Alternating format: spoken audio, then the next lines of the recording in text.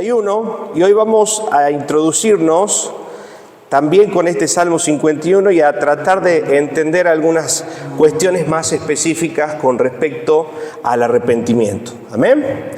Vamos a ir a la diapositiva número 10, por favor. Diapositiva 10. David se arrepiente, ¿sí? ¿Usted sabe cuál es el contexto del Salmo 51?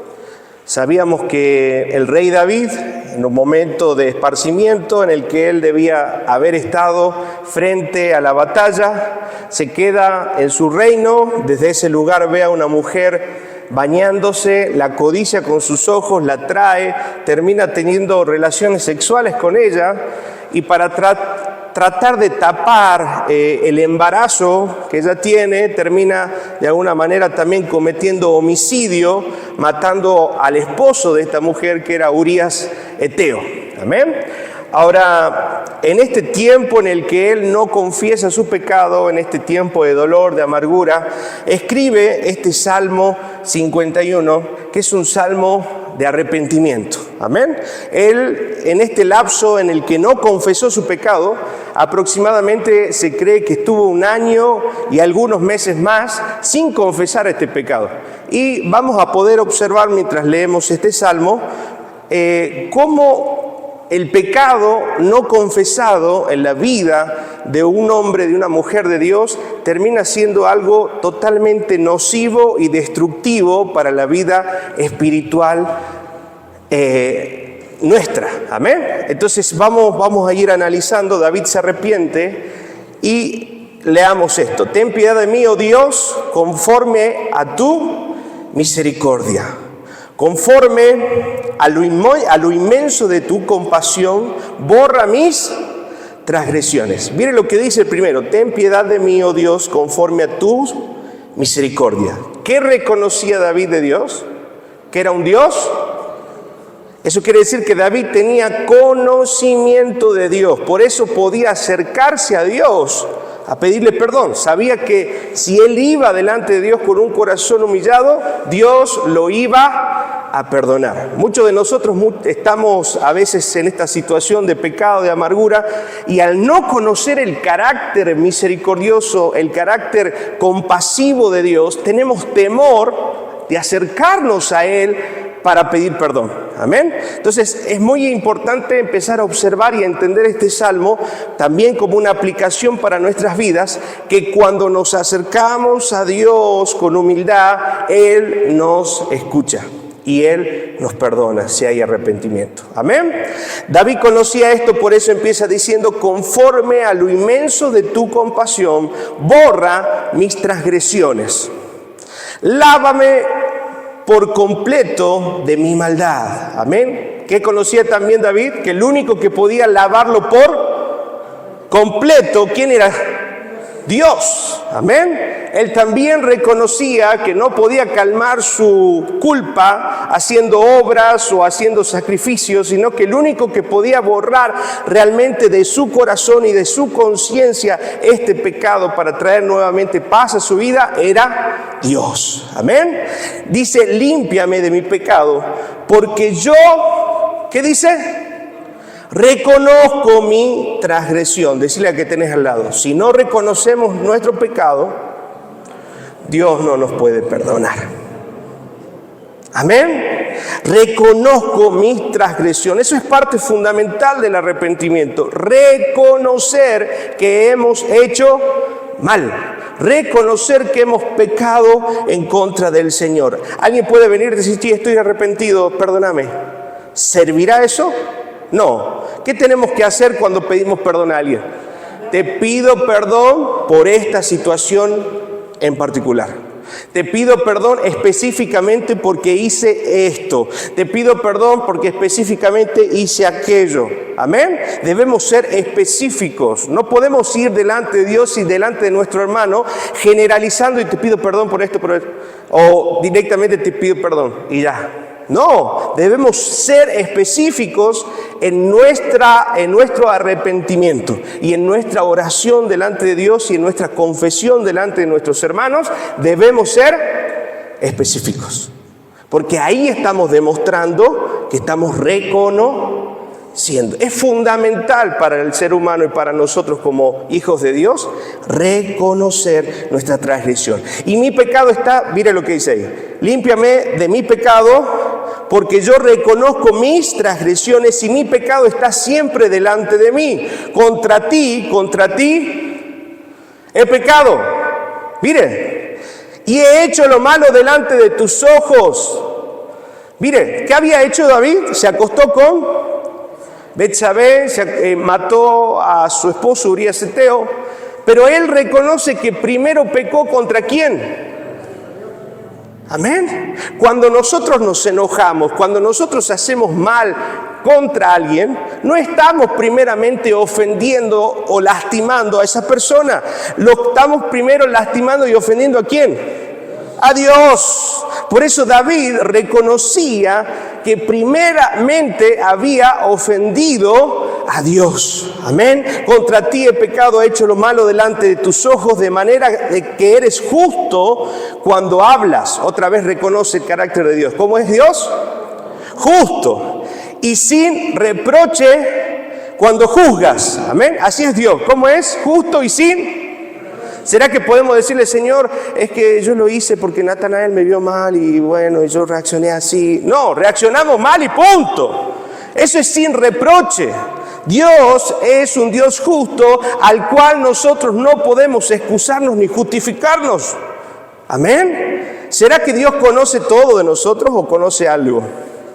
Todo, no hay nada que podamos esconderle al Señor. Por eso tenemos que ir delante de ese Dios justo y sin reproche. Amén. Ahora seguimos avanzando en el Salmo y vemos tres palabras que subrayé. Amén. Y que las vamos a analizar dentro del mismo versículo, 1 y 2. Y de alguna forma está analizando la maldad del hombre o analizando su propia maldad y definiendo su maldad en transgresión, pecado e iniquidad, que son tres cosas diferentes, pero al final todas se abocan o se engloban en la maldad del hombre, amén, que lo aleja de Dios. Por ejemplo, vamos con transgresión. En hebreo es peshá, que significa violación deliberada de la ley de Dios, acto consciente de rebelión o infidelidad a la ley de Dios. Amén. Sí, cuando realmente entendemos que algo está mal, cuando en nuestra conciencia sabemos que eso está mal, cuando por medio de la palabra sabemos que algo está fuera de los límites trazados por Dios, pero decidimos transgredir, decidimos cruzar la barrera, decidimos incumplir, ¿sí? Es como cuando usted va por la plaza, ¿sí? El parque, no es San Martín, el 9 de julio, amén, ¿y qué dice ahí? No pisaron, ¿verdad? ¿Y qué hacen? Pisan, quieren tomar mate, están transgrediendo un límite establecido. Y eso es peshá, transgredir un límite establecido. ¿Será que Dios es malo, por eso nos pone límites? ¿Se acuerdan el único límite que había puesto el Señor en el Edén? No comerás de ese árbol, amén, porque cuando comas y tal y tal y tal. Una sola limitación había puesto y ese límite lo querían cruzar. Y así somos nosotros. Amén. Donde está el límite, a ese límite queremos cruzar. Había 200.000 árboles, pero Adán quería, o Eva quería ese árbol. Amén. Ahora, seguimos analizando esta palabra, pecado, como katá, que significa fallar al blanco, errar o acción incorrecta. Amén. Es muy aplicado cuando un arquero estaba tirando al blanco y al no acertar en el centro, sino que se desvió esa flecha, estaba pecando. No acertar al blanco. Amén. De alguna manera es errar en el propósito para el cual fue hecho. ¿Para qué fuimos hechos? Para glorificar a Dios. Y cuando yo peco, estoy errando el propósito por el cual fui hecho. Ahora, por ejemplo, ¿qué sucede? ¿Con qué clavo un clavo en la pared? Con un martillo. ¿Qué sucede cuando yo quiero clavar un clavo con un celular? ¿Cómo queda ese celular? Lo mismo pasa cuando quiere pecar, porque no estamos hechos para pecar, estamos hechos para la gloria de Dios. Amén. Y eso es parte de esta definición de katá o de pecado. También vemos la palabra que la nombra David, iniquidad, en hebreo abom, culpa o perversidad heredada, inclinación al mal, resultado de la acción. Reconoce la corrupción interna y sus consecuencias. Amén. Entonces son tres cosas que en este salmo específicamente y en estos dos versículos David reconoce. Reconoce que transgredió a Dios, cruzó un límite que no tenía que cruzar, pecó contra Dios al errar el blanco y no cumplir con el propósito de glorificar a Dios, y también declara que en él había una tendencia o una inclinación hacia el mal, que es la palabra iniquidad, abom en hebreo. Amén. Ahí vemos cómo se manifiesta la maldad en el corazón de los hombres, que la describe en estas palabras. Voy a tocar un tema incómodo, bastante fuerte, pero necesario para nosotros. El arrepentimiento no necesariamente remueve las consecuencias. Amén. Eso quiere decir que por más que yo vaya delante de Dios y me arrepienta, por más que yo diga, Señor, perdón por aquello, y soy específico y lloro y realmente me humillo delante de Dios, no quiere decir que Él va a quitar las consecuencias. Amén. Porque las consecuencias son parte del límite establecido por Dios. Son parte del fruto de lo que nosotros hemos sembrado. No quiera cosechar bananas cuando sembró manzanas. Amén. Las consecuencias de nuestro pecado, tarde o temprano, terminan alcanzándonos, y todo pecado tiene consecuencias. Así sea el más pequeño, todo pecado tiene consecuencias. Decile a que tenés al lado, todo pecado tiene consecuencias. Amén.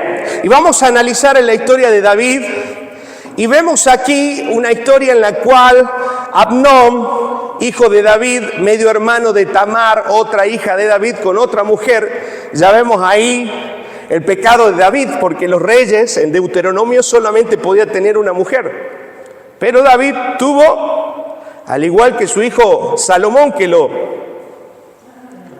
lo triplicó, lo llevó a la enésima potencia, ¿sí? Tuvo un desorden en sus relaciones matrimoniales y en sus relaciones familiares. Y acá vemos consecuencias.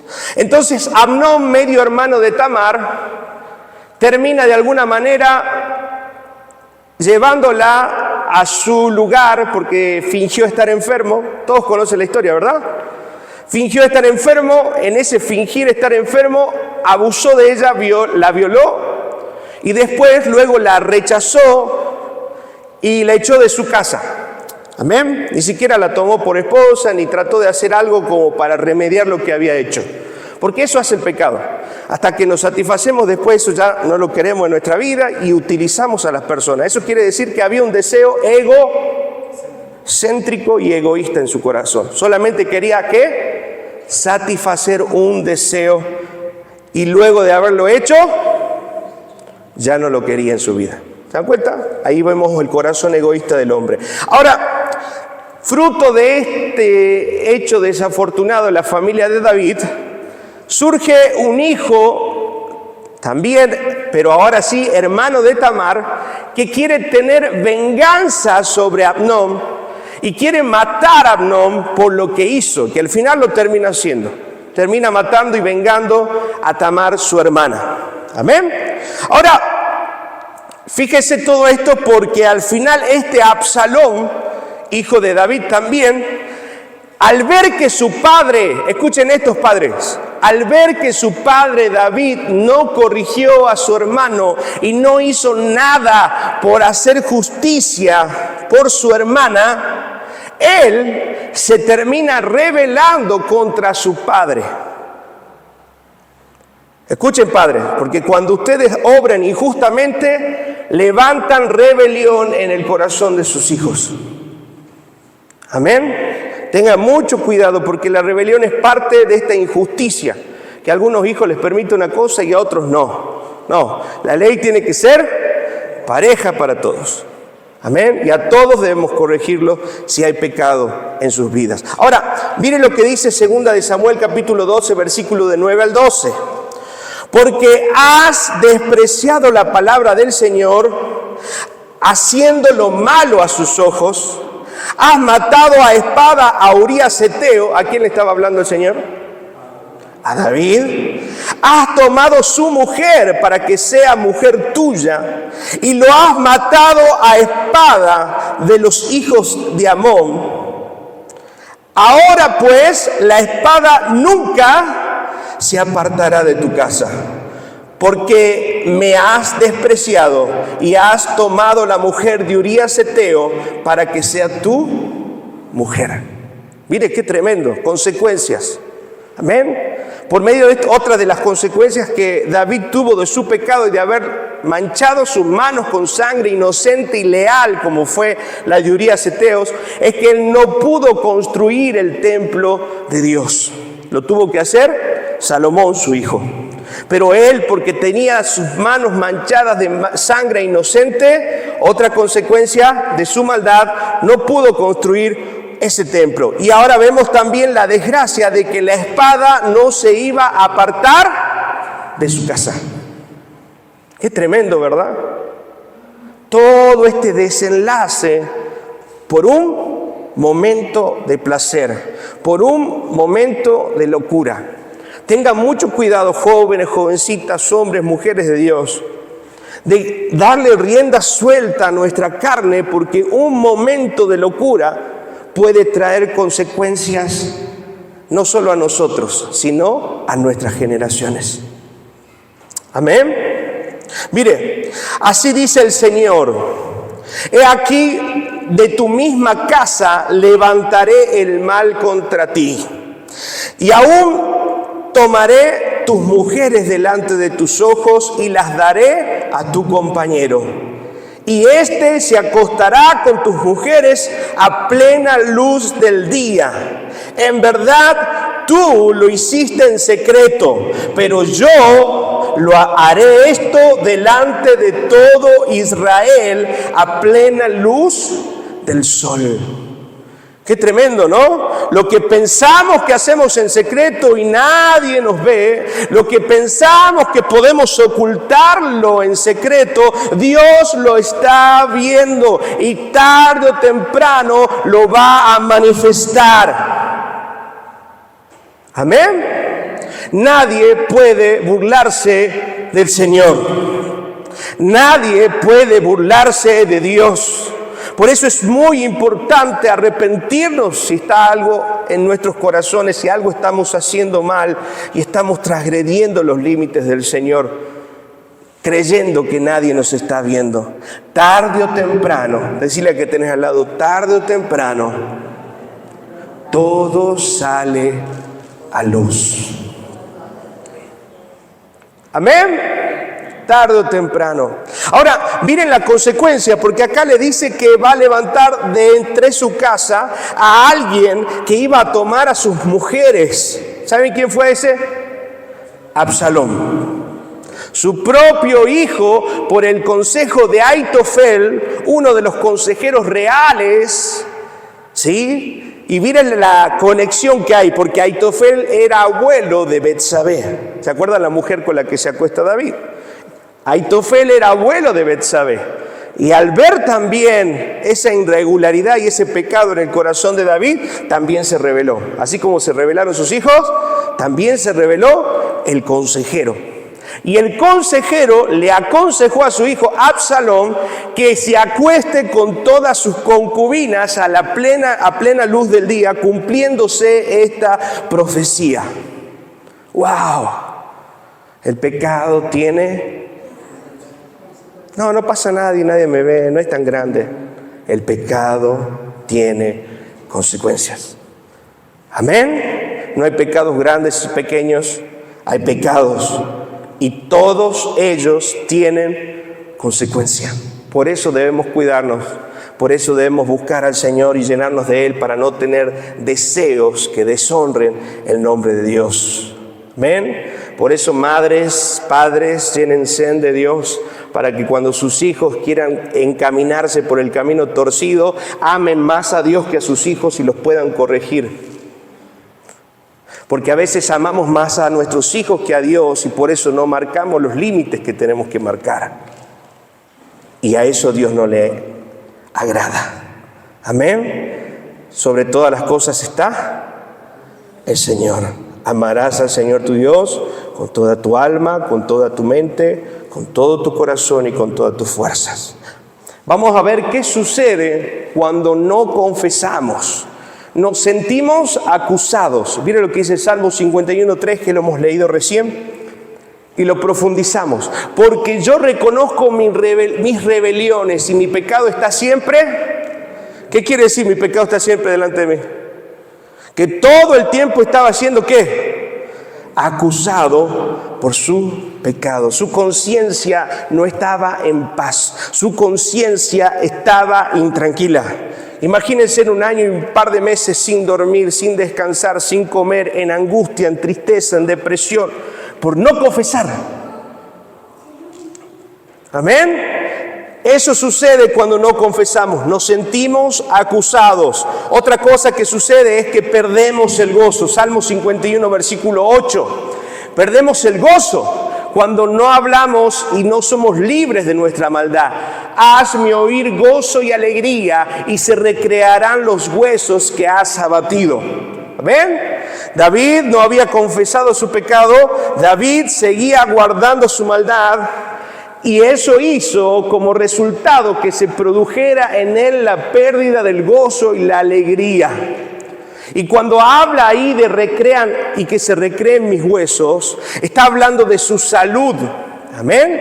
Esto quiere decir que no solo había abatido su alma, sino que también su salud se había perjudicado por no confesar, y esa culpa lo llevaba a la tristeza, a la amargura, a la ansiedad, y también perjudicó su cuerpo. Amén. Porque el pecado no solo nos mata espiritualmente, sino también termina matándonos en el cuerpo. El diablo viene a hurtar y matar y destruir. Ese es el enemigo. Y él quiere destruir nuestro espíritu, nuestra alma y nuestro cuerpo. Amén. Él quiere realmente derribar y destruir la obra de Dios. Otra cosa que sucede cuando no confesamos es que dejamos de adorar y alabar a Dios. Dejamos de buscar a Dios cuando hay un pecado sin confesar. La misma culpa nos aleja de la comunión con Dios. Por eso es mentira que yo pueda tener algo en mi corazón contra alguien. Escuchen esto, Es mentira que yo pueda tener algo en mi corazón contra alguien y no haber perdido la comunión con Dios. Menos dentro de la casa de Dios. Entonces, no es que tengo un problema con aquello, sí, no me cae muy bien, pero... Bueno, ese sentimiento, esa emoción en contra de tu hermano, en contra de tu hermana, de tu familia o de cualquier persona, lo que está produciendo es separarte del gozo y hacerte perder, amén, en la angustia, en el rencor, en la ira y perder la comunión con Dios. Por lo tanto, el deseo de buscar a Dios empieza a apagarse en nuestros corazones. Salmo 51, 15. Mire lo que dice: Señor, abre mis labios y publicará mi boca tu alabanza. ¿Se ve que sus labios cómo estaban? No había gozo en su corazón. Mírese que lo primero que sucede cuando pasamos una situación difícil es que dejamos de ¿qué? De alabar a Dios, de cantar a Dios. Por eso es muy valioso cuando en medio del dolor podemos exaltar a Dios, porque estamos diciéndole a nuestro corazón: este problema no es tan grande como el Dios en el cual yo creo y al cual yo sirvo. Amén. Por eso esos hermanos que todavía en su inmadurez dejan de servir o dejan de venir a la iglesia porque tienen un problema, es porque todavía no conocieron a Dios.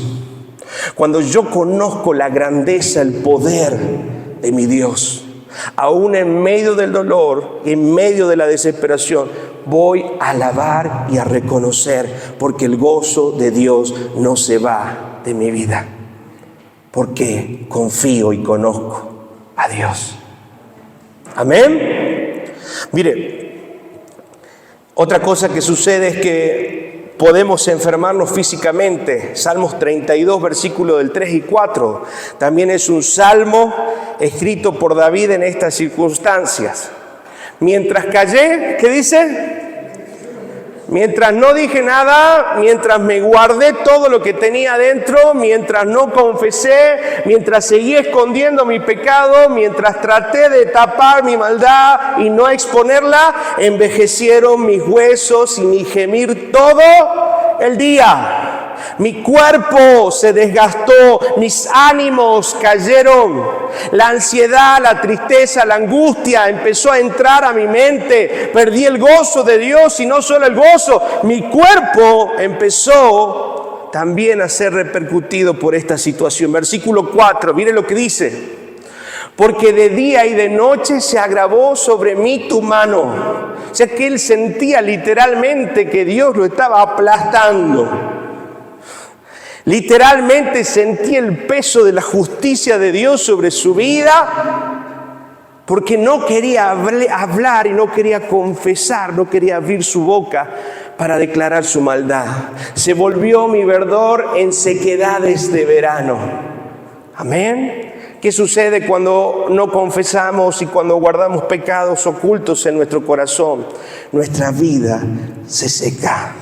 Nuestra vida espiritual empieza a morir. El deseo por las cosas espirituales desaparece. El deseo por buscar a Dios en oración y en su palabra desaparece. El deseo por estar en la casa de Dios desaparece. El deseo de poder compartir con mis hermanos en Cristo desaparece. Amén. Decirle que tenés al lado, ahí te están hablando. No permitas que el pecado nos robe el gozo de Dios. No permita que el pecado apague lo que Dios encendió en nuestras vidas. El pecado nos enferma. Como hemos leído recién, siguiente diapositiva. Mientras callé mi pecado, mi cuerpo se consumió con mi gemir durante todo el día. Porque de día y de noche tu mano pesaba sobre mí. Mi vitalidad se desvaneció con el calor del verano. Amén. Tremendo. Diga conmigo, consecuencias. Ahora, mira el Nuevo Testamento, un pequeño ejemplo que tenemos en 1 Corintios capítulo 11. Famoso versículo, puedes ponerlo en la diapositiva, está. Amén. Siempre lo leemos en la cena del Señor. A veces no entendemos el contexto, pero realmente Pablo estaba llamando la atención porque mucha gente, muchos hermanos dentro de la congregación estaban tomando la cena del Señor indignamente, sin tener conciencia de lo que estaban compartiendo y de los símbolos que estaban compartiendo en ese momento. Amén. Y como consecuencia de celebrar la cena del Señor indignamente, había evidencias de su pecado en sus vidas. Y lo que vamos a leer. De manera que el que come el pan y bebe la copa del Señor indignamente, sin discernir, sin entender el sacrificio, sin entender la obra de Cristo, sin valorar lo que Dios hizo por nosotros y de la sangre del Señor, por tanto, examínese cada uno a sí mismo, entonces coma el pan y beba de la copa, porque el que come y bebe lleve sin discernir correctamente, sin entender el sacrificio, sin valorar el sacrificio, sin profundizar en nuestra mente y nuestros corazones si realmente estamos ofendiendo a Dios en algo, ¿qué sucede? Juicio, come y bebe juicio para sí. Amén. Eso quiere decir que sobre él cae la consecuencia de su maldad por no valorar, por no tener por estima, por no entender en profundidad y tomar en conciencia lo que está haciendo en ese momento tan sublime y sagrado como es compartir la cena del Señor, que es el momento mismo en el cual recordamos el Evangelio. No hay momento más claro en toda la liturgia de la iglesia como el momento de la cena del Señor. Ahí es donde todo cobra sentido, el Evangelio de Cristo. Amén. Por esta razón, y mire, por no tomar dignamente, por esta razón hay muchos débiles y enfermos entre vosotros, y muchos duermen. ¿Sabe lo que es débiles? Muchos inmaduros espirituales, mucha gente que no comprende lo espiritual o lo espiritual no se revela en sus corazones, mucha gente que intelectualmente conoce y entiende, pero la revelación no cayó en su corazón y su vida no es transformada. Esos son los débiles. Amén. Ahora, las consecuencias es que hay muchos enfermos y muchos duermen. ¿Y sabe lo que era duerme? No es que se iban a dormir la siesta después de la cena. No, literalmente muchos estaban muriendo por no tener en estima estos símbolos del Señor, porque representan la verdad del Evangelio. Yo te pregunto hoy, ¿estás teniendo por estima el sacrificio del Señor? No solo cuando tomas la cena del Señor, sino cada día de tu vida. ¿Entiendes la obra que Cristo hizo en tu vida? ¿Entiendes el perdón que has recibido? ¿Entiendes la gracia que se ha manifestado sobre ti? Amén. Todos los días debemos tomar nuestra salvación y vivir con conciencia y entendiendo la obra que Dios hizo y cuánto vale esa obra. Amén. Pero si nos juzgáramos a otros, nosotros mismos, no seríamos juzgados. Pero cuando somos juzgados, el Señor nos disciplina para que no seamos condenados con el mundo. Aún esas personas que dormían y aún esas personas que recibían el castigo del Señor o la consecuencia de su maldad, ahí se estaba manifestando el amor de Dios sobre ellos. Porque no le estabas permitiendo que sigan pecando. Amén. ¿Sabe que hay uno de los juicios de Dios, si puedo decirles, más severos y tremendos? Es cuando Dios ciega el entendimiento del hombre y lo deja hacer lo que quiere. Si hay algo más peligroso y tremendo de los juicios de Dios es ese, es cegar el entendimiento del hombre, cauterizar su conciencia y dejar que el hombre haga de su vida como quiera. Así que cada límite que usted tiene, cada consecuencia de su pecado que usted tiene es una muestra del amor de Dios diciéndote: no vas a hacer lo que quieres, vas a hacer lo que tienes que hacer. ¿Cuánto le dan gracias al Señor, aún por las consecuencias y el dolor que hemos causado a nosotros mismos por causa del pecado? Aún ahí está el amor de Dios. ¿Le puedes dar gracias al Señor? Preocúpate cuando el Señor te deje hacer lo que quieras. Preocúpate. Amén. Seguimos avanzando y ya vamos concluyendo. Confesión y sanación. Mire qué importante el declarar nuestra maldad. No solo declarar la maldad del otro, porque para declarar la maldad del otro tenemos mucho, ¿sí? Importante es confesar nuestra maldad delante de Dios y delante de nuestros hermanos. Les dije que la confesión tenía dos direcciones o dos dimensiones. Una dimensión vertical hacia Dios y una dimensión horizontal con los hombres. Santiago 1:5-16 nos habla de la dimensión horizontal de la confesión. Confesad vuestras ofensas unos a otros y orad unos por otros para que seáis sanados. La oración eficaz del justo puede mucho. Mire qué hermosa salida nos da el Señor. Amén. Si hay entre nosotros ofensas, si hay entre nosotros pecados, si hay entre nosotros cosas que resolver, es necesario confesarlas. Porque cuando yo confieso mi ofensa, lo que yo hice con el otro, y el otro me confiesa lo que hizo conmigo, y los dos nos arrepentimos y oramos el uno por los otros, somos sanados. Es ahí donde la sanación o la sanidad de Dios se manifiesta. Amén. Es ahí donde Dios saca las mentiras de nuestra mente, porque ¿dónde el diablo empieza a trabajar? No, mira que él no te quiere, por eso te trata así, mira cómo te mira, mira lo que hace, no te das cuenta, todo lo hace porque no te quiere, porque esto, porque aquello, y dejamos que el diablo coma nuestra cabeza, en vez de hacer lo que dice Santiago, ir, hablar con mi hermano, confesar mi pecado y ser sanado en mi corazón.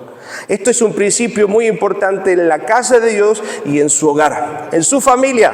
No se vayan a vivir ofendidos, a dormir, enojados y ofendidos. Dice su palabra también, no se ponga el sol sobre vuestro enojo. Eso quiere decir que no pase mucho tiempo sin que usted resuelva las cosas en su familia. No se vaya a dormir y mañana será otro día. No. Porque el diablo se va a meter en ese lugar a traer una raíz de contienda, de amargura, y va a dividir la familia, va a dividir la iglesia, va a dividir lo que Dios une. Amén. Tenga mucho cuidado en no resolver las cosas. ¿Sabe lo que pasa generalmente? Y esto lo he visto no solo en familias cristianas, obviamente, y fuera de la iglesia, que se pelean y después hacen como que nada. Después, che, ¿cómo andás? ¿Y qué tal? ¿Todo bien? Eso es una locura. Digan conmigo, es una locura eso. ¿Cómo recién nos estábamos discutiendo o debatiendo y de repente, ¿cómo estás? ¿Te sirvo té? Es una esquizofrenia mental. Es algo que no podemos naturalizar. Si hubo una situación de conflicto, debemos hablar esa situación con claridad y resolver de frente para que el corazón de tu familia no se lastime, sino se sane. Amén. Así que acá no hay lugar para los ofendidos y que después vuelvo como nada. Eso en Cristo no funciona. Amén. Basta, no lo naturalice. Si pasó algo, lo resolvemos. Si pasó algo, lo hablamos. Si pasó algo, lo cerramos. No somos doble personalidad y después salimos con la otra personalidad a decir que todo está bien. Sino estamos siendo esquizofrénicos, personalidades múltiples. Amén. Amén. No dicen amén. Amén.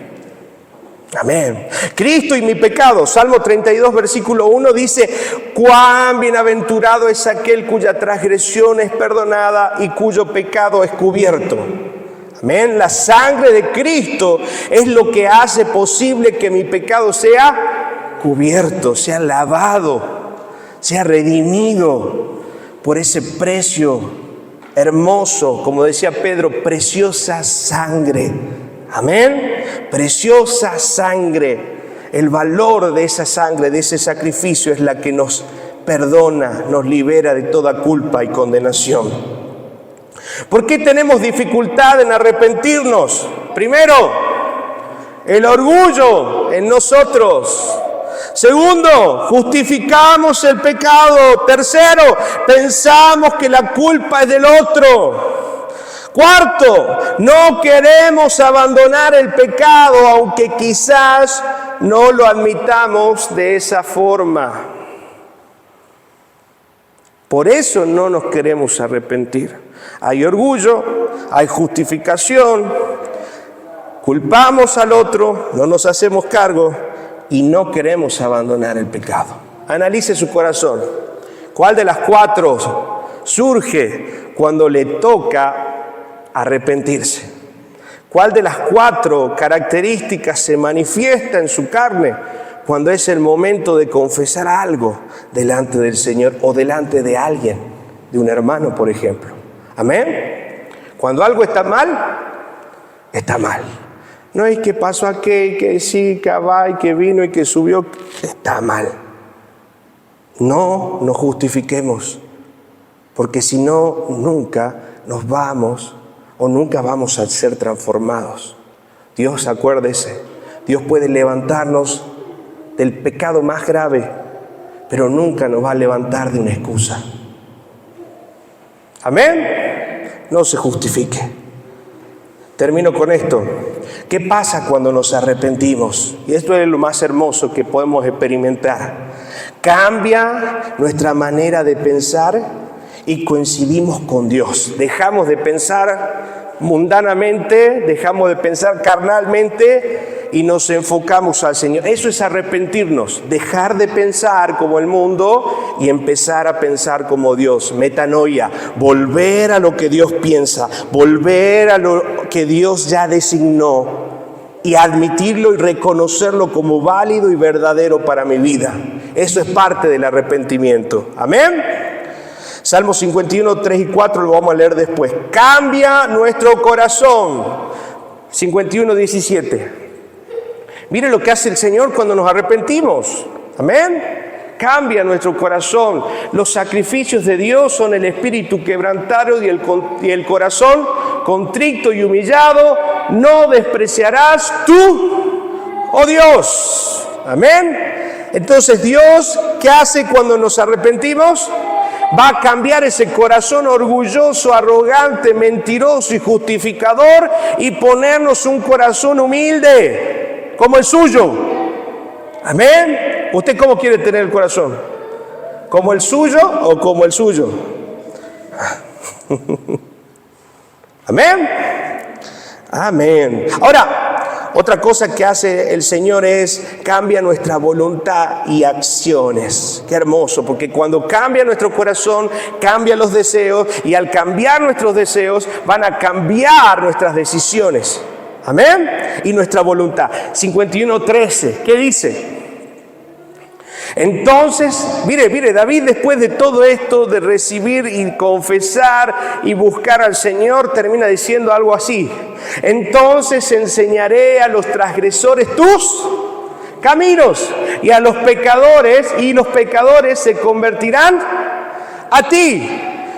Mire, ese es el resultado del Señor. Todo lo que yo antes buscaba y ocultaba, ahora se convierte en un corazón humilde que no solo Él quiere disfrutar de la obra que Dios hizo en su corazón, sino que ahora quiere compartir la obra de Dios con otros. Y quiere que otros también se arrepientan. Y que otros sean bendecidos. Y que otros se acerquen a Dios. Mire qué hermoso, ¿no? Cambió el corazón egoísta que solo quería satisfacer su necesidad sexual en esa mujer por un corazón generoso y humilde que no solo buscaba su propio beneficio, sino que ahora quería ser de bendición para muchos.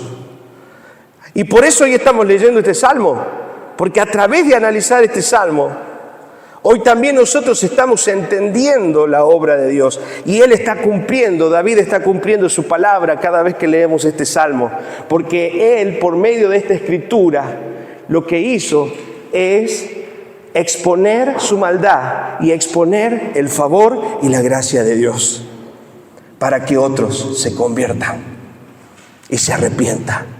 Amén. Gracias, Señor. Otra cosa. Ahora, ¿qué hace Dios cuando nos arrepentimos? Nos limpia, nos responde sin estorbo Vamos a ver ese nos responde sin estorbo. Salmo 66, versículos 18 y 19. ¿Sabe por qué a veces Dios no escucha ciertas oraciones, verdad? Porque hay cosas que tenemos que cambiar y ponernos a cuentas con Él. Ay, Señor, te estoy orando por esto y por esto. Y nunca te arrepentiste, nunca cambiaste, nunca buscaste ser como Jesús. Entonces no esperes que tu respuesta llegue. Porque muy probablemente esa oración está siendo fuera de la voluntad de Dios. También es otra forma, otra manera por la cual la oración no está llegando o la respuesta no está llegando. Dice, en mi corazón hubiese yo mirado a la iniquidad. El Señor no me habría, si en mi corazón hubiese yo mirado a la iniquidad, el Señor no me habría escuchado. O sea, si yo me hubiese quedado con ese pecado, porque la palabra iniquidad también se traduce como mal hábito, pecaminoso. Amén. Si yo me hubiese quedado y hubiese naturalizado mi pecado y hubiese seguido haciendo lo mismo sin cambiar mi actitud, Dios no me hubiera escuchado. Entonces, ¿por qué Dios no te escucha? Porque no estás arrepintiéndote de algo que Dios está marcando en tu corazón. Porque todos tenemos al Espíritu de Dios y el Espíritu de Dios trae convicción de pecado. Amén. Otra cosa que hace el Señor cuando nos arrepentimos, nos levanta. Segunda de Corintios capítulo 7, versículo 14. Segunda de Corintios 7, 14 dice, pues si de algo me he gloriado con Él respecto de vosotros, no he sido avergonzado, sino que así como en todo os hemos hablado con verdad, también nuestro gloriarnos con Tito resultó verdad. Amén. Ahora, esta palabra nace de un contexto en el cual había humillación, había tristeza y había dificultades dentro de ese momento. Pero el Señor, al ellos humillarse delante de Dios, pudieron levantarse y pudieron todos ver la gloria de Dios. Amén. Ahora, y cierro con este versículo, Hechos capítulo 3, versículo 19. Y este es uno de mis favoritos. Así que arrepentíos y, léalo conmigo. Así que arrepentíos y siga haciendo lo mismo.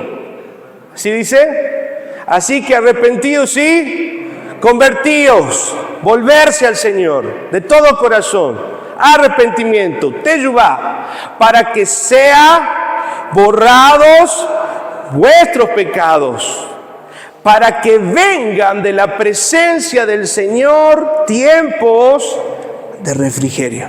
¿Quiere tiempos nuevos para su vida? ¿Quiere un tiempo nuevo para su casa? ¿Quiere un tiempo nuevo para su familia? Arrepiéntase y vuelva a Dios. Y los tiempos de gracias se van a manifestar sobre sus hijos, porque estamos volviendo a la obediencia y al corazón del Padre. Amén. Damos gracias al Señor en esta noche por su palabra, por su consejo, por su verdad, por no dejarnos de la misma manera cada vez que venimos. Nos vamos con algo en nuestro corazón, en nuestra mente que cambiar, que transformar en nuestras relaciones, dejar de ser hipócritas con Dios y nuestros hermanos y empezar a ser sinceros para que la gloria de Dios se manifieste. Dios quiere avivarnos. Dios no quiere que sigamos en el mismo letargo espiritual y sigamos siempre en el mismo estado de tristeza, de lucha, sino Él quiere levantarte en el nombre de Jesús. Y para levantarte, primeramente debemos humillarnos, arrepentirnos y volvernos a Él. Amén.